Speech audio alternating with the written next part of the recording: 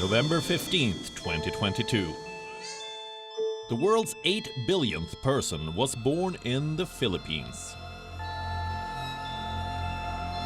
A baby girl born in Tondo, Manila, is being considered as the symbolic 8th billion person in the world. The birth is considered to be a milestone in human development. The United Nations declared it as the Day of 8 billion.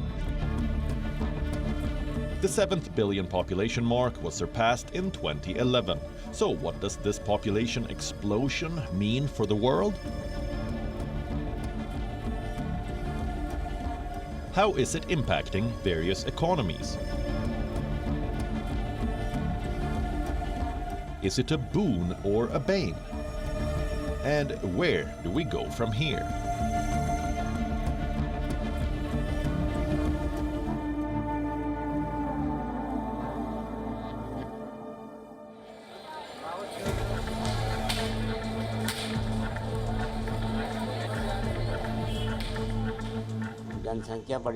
With an increase in population, we are facing many problems. There is no sewer here. There are only public toilets, 10 for men and 10 for women. There are at least 5,000 people here, so there are long queues.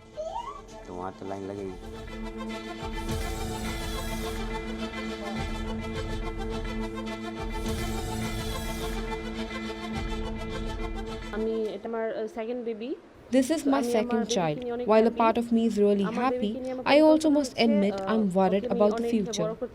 Will we be able to give them a proper education and other necessary things? The anxiety haunts me.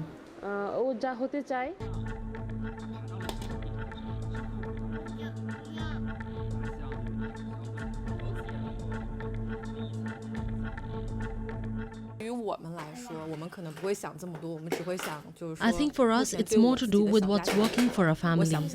I'm happy with having only one child. I honestly don't think too much about the country's falling birth rate.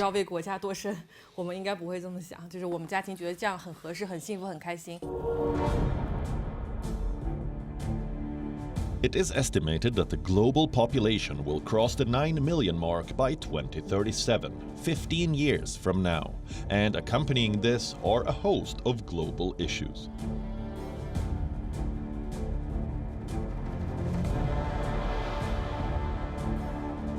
Humans use fossil fuels to power their increasingly mechanized lifestyles. Our population growth is a major contributor to global warming.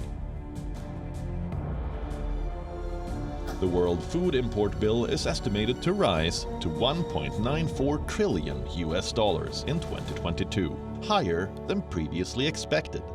The world's natural resources are being overexploited. It is dangerous for both the planet and our very existence. What's more astounding is the fact that only a handful of countries are driving us towards this growth. The latest billion people were added during the last 12 years. The United Nations noted that India was the largest contributor, as it added 177 million people during the same period. China added 73 million people. According to Pew Research Center, half of the world population still lives in just 7 countries: China, India, the US, Indonesia, Pakistan, Nigeria, and Brazil. Let's take a look at how the population explosion is changing the future of the world.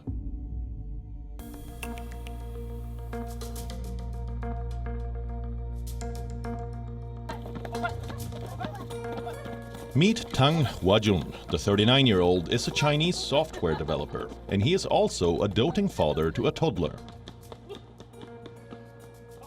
His only child is 2 years old, and he and his wife are sure they are not going to have any more kids in the future. Neither of them has any siblings. Their parents followed China's one-child policy. The controversial program was implemented nationwide by the Chinese government in 1980.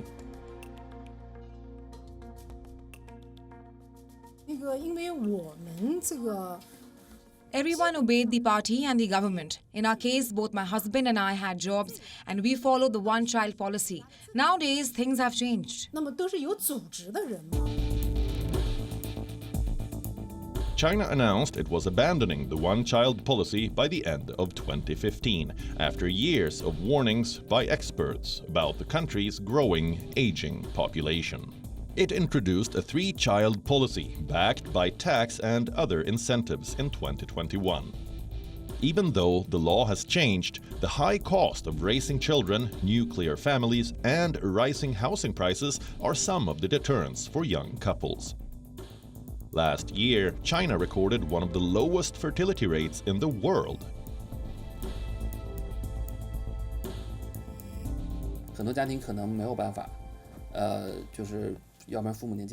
It's not easy. Unlike in previous generations, grandparents cannot help with childcare. They are either too old or live too far away. Most parents have to hire nannies to take care of their children, and obviously the more children you have, the more expensive it gets. Also, these days, many of us are getting married very late, when it's harder to get pregnant. So infertility is also a growing problem. China accounts for more than 1/6 of the world's population, but the world's biggest nation is about to shrink. The United Nations expects China's population will start shrinking in 2023, and India will become the world's most populous country. Beijing is projected to enter a severe aging phase in 2035. An aging labor force, falling birth rates, China's demographics spell decline, not domination. Yes, I think the China's population is at the moment is in a turning point, we can say, because population growth is actually being stabilized, is almost zero growth rate. So we have a very low fertility rate, and we expect the aging population is going to increase very rapidly. So this is I think, is very important situation facing China. It's different from 20 years ago, also different from the other either Western countries or the other developing countries. We are in a very important turning point. Births have been steadily declining in the United States, Europe, and Japan as well.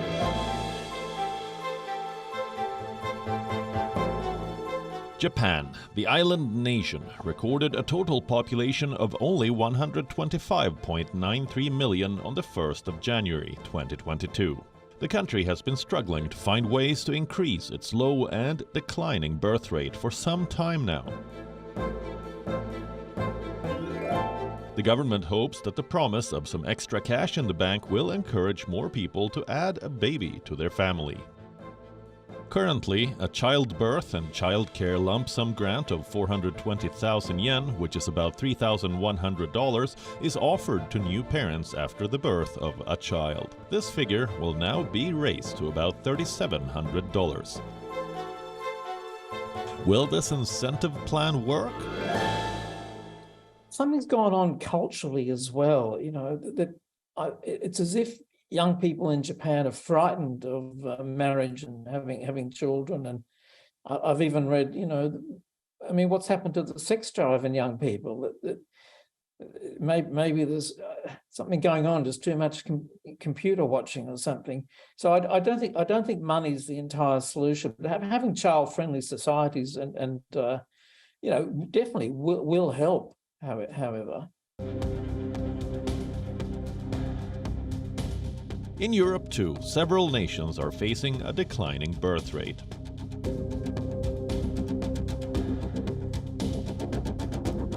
This is baby Leonard. He was born on November 12th at the Santo Spirito Hospital in Rome. Like many new mothers, Leonard's mother, Viviana Valente, is anxious. She says children are our future, in every sense of the word. But what might that future be like for them?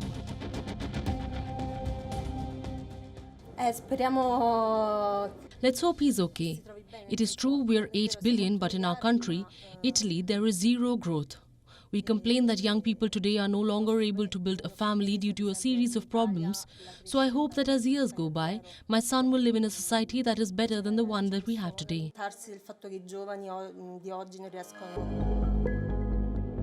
Italy's population is set to decline by almost a fifth over the next 5 decades. The country's statistics agency Istat has projected that the population will shrink from 59.2 million in 2021 to 54.2 million in 2050 and 47.7 million in 2070. Meanwhile, Italians aged 65 or over will account for almost 35% of the population in 2050, jumping from 23.5% in 2021. The country is aging at a much faster rate than its European Union peers. A shrinking and aging population is a major worry for Italy. It will lead to falling productivity and higher welfare bills, among other things. The average number of children per woman is below replacement.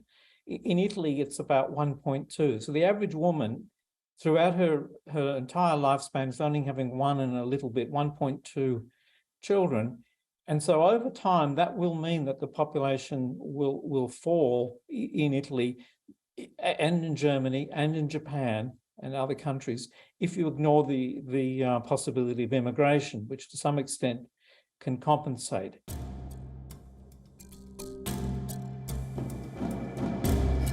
France is also preparing for the economic and social shifts associated with an aging population. As life expectancy continues to rise and baby boomers reach old age, France is adding 3 older persons to its population every 5 minutes. In Germany, the population hit a record high of more than 84 million people this year. According to the German Federal Statistical Office, the growth was driven mainly by an influx of Ukrainian refugees. Population aging is a global phenomenon. The number of 60-year-olds is expected to triple by 2050 to 2 billion worldwide.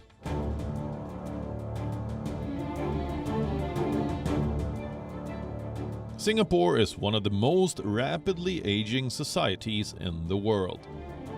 The country has a life expectancy of around 83 years, and the number of seniors is expected to double by 2030.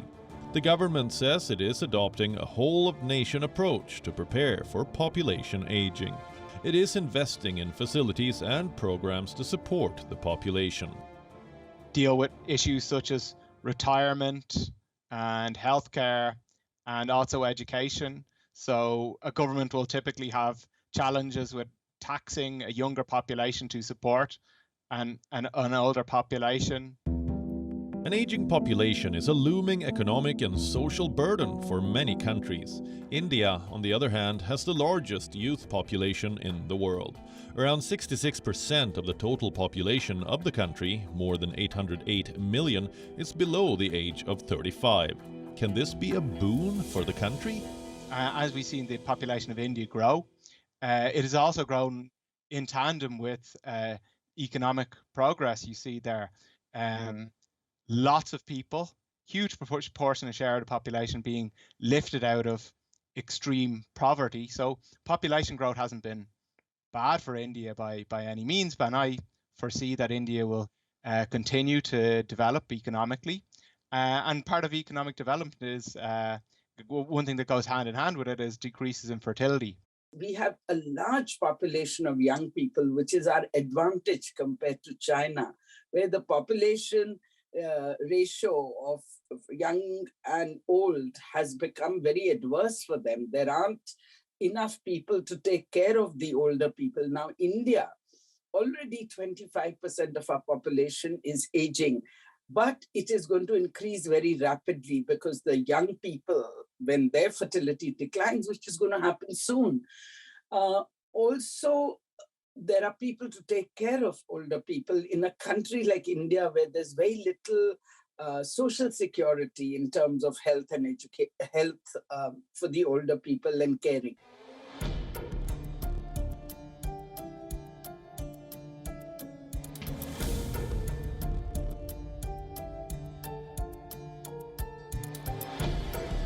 We are giving a contributor to the nation. We are giving a job maker. We are very excited about it. What will he do in the coming years? What will be his contribution to the society?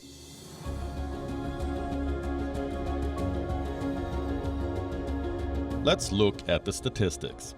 The youth, or those aged between 18 and 29 years old, constitute 22% of India's population. We are talking about more than 261 million people, a number that's larger than the population of Pakistan, a neighboring country. This advantage is often referred to as a demographic dividend. It is an extraordinary opportunity, one that can potentially steer the country towards unbridled economic growth. Can India seize it and take over China's position as a global manufacturing hub? We have an opportunity to increase and improve and strengthen our economy because we have large number of young people. We also have large number of young people who can be productive. Let's see them as not numbers that are alarming us. Let's look at this huge young population. For instance, India has close to 320 million young people. Now, even if they have one child, there is going to be a population momentum fueled by them. But at the same time, what demographers call demographic dividend will come if we invest in young people and they get into jobs or participate in the economy. The big question remains, is India ready? The country has already surpassed the UK to become the 5th largest economy in the world. And bigger economies like the US, China, Japan and Germany that are placed above India are facing unfavorable population trends.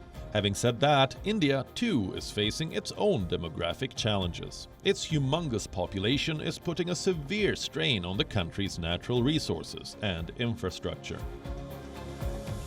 We usually face problems like suffocation. There's a lot of crowd, you get hurt whenever your phone falls and you're not able to find your phone as well.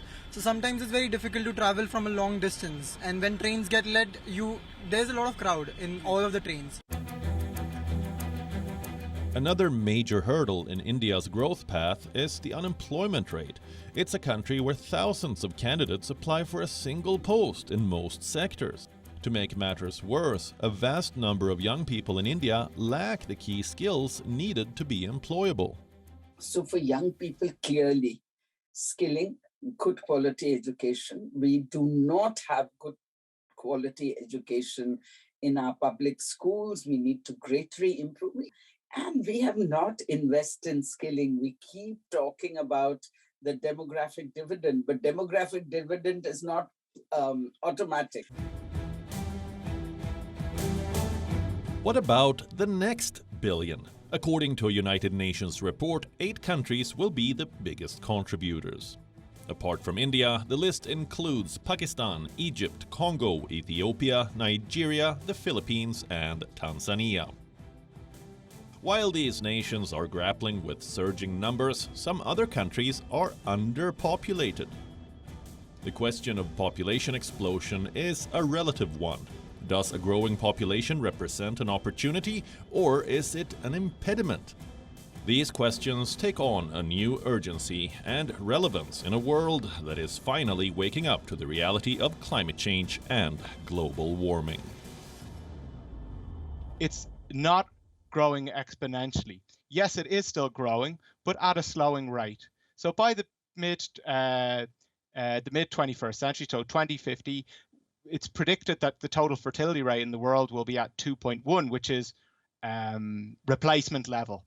So at that point, the population we expect to see start leveling off. I think we should be doing everything possible to slow the rate of population growth. It's true, as a percentage, it's slowing down, but in absolute numbers, it's not slowing down. We've added that last billion, I think we've gone from 7 to 8 billion, slightly quicker than we went from 6 to 7. So we have to slow down not just the percentage, but the total number. We're adding roughly 80 million people every year to the planet. So we have to feed them, we have to clothe them, we have to give them housing, we have to give them schools. This all takes resources. If we can slow it down, it makes it easier to provide those resources for those additional people, and it will also reduce the extreme poverty in the world and the capacity to be exploited.